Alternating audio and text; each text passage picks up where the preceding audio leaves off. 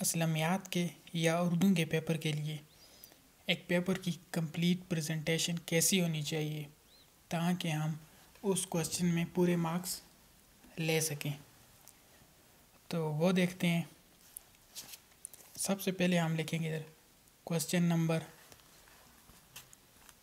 According to paper. फिर ये हमारे पास प्रेजेंटेशन एक क्वेश्चन की है, जो कि हमारे पास क्वेश्चन ये है,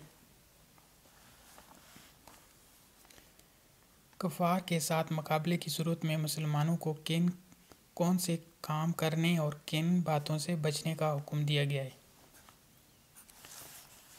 इसका आंसर फॉर 4 मार्क्स के लिए हम किस तरह से अटेम्प्ट करेंगे। सबसे पहले मेन हेडिंग, फिर उसके बाद हम लिखेंगे एक फ्लो चार्ट की फॉर्म में जो उसकी सब हेडिंग्स बनती हैं। फिर एक हेडिंग, इसकी 2 लाइंस में एक्सप्लेनेशन। फिर नेक्स्ट हेडिंग, फिर उसकी 2 लाइन में एक्सप्लेनेशन। फिर नेक्स्ट हेडिंग, उसकी 2 लाइन में एक्सप्लेनेशन। तो इस तरह से ये क्वेश्चन के बेसिकली 2 पार्ट्स हैं। दूसरी मेन हेडिंग ये आ गई, पहले में ये था कि मुसलमानों को दर्ज झेल काम करने का हुक्म, फिर कौन से कामों से मना किया गया है उसकी मेन हेडिंग, और सब हेडिंग्स के लिए इस तरह से फ्लो चार्ट बना लें।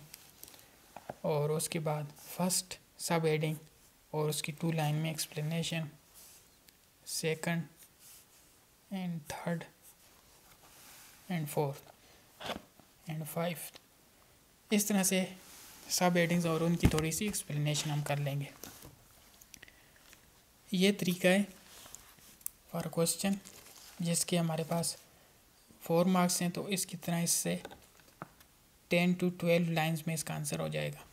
अगर यही क्वेश्चन हमारे पास 3 मार्क्स का होता है तो हम जस्ट ये जो सब हेडिंग्स हैं इनको पॉइंट्स की फॉर्म में लिख लेंगे, इसकी फर्दर एक्सप्लेनेशन नहीं लिखेंगे।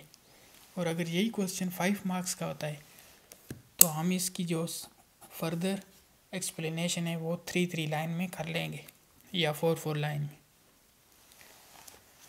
तो ये एक तरीका है कि कंप्लीट प्रेजेंटेशन, एक अच्छी प्रेजेंटेशन देने का। तो इसमें हमारे पास मैक्सिमम चांस होते हैं to get 4 out of 4 marks. और अगर आप ये फ्लो चार्ट नहीं बनाते, जस्ट सिंपल मेन हेडिंग देते हैं और कुछ सब हेडिंग देते हैं या सब हेडिंग्स नहीं देते, पैराग्राफ की शक्ल में लिखते हैं, तो उस सूरत में आपको फुल मार्क्स मिलने के बहुत कम चांसेस हैं।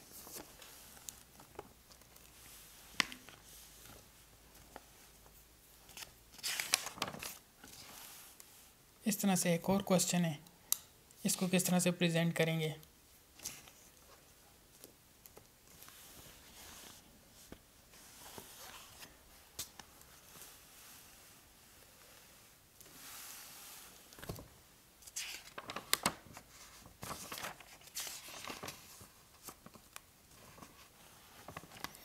और अगर हमारे पास एक आयत आती है तो उसको हम किस तरह से लिखेंगे, उसका तर्जुमा, मेन हेडिंग, सब हेडिंग्स और उसकी फर्दर एक्सप्लेनेशंस। इस तरह से और भी कोई अगर आपके क्वेश्चंस हैं रिलेटेड टू एनी पेपर की प्रेजेंटेशन से तो आप कमेंट में लिख सकते हैं, और बाकी क्वेश्चंस के आंसर मैंने दिए हुए हैं, आप प्ले लिस्ट में जाके देख सकते हैं।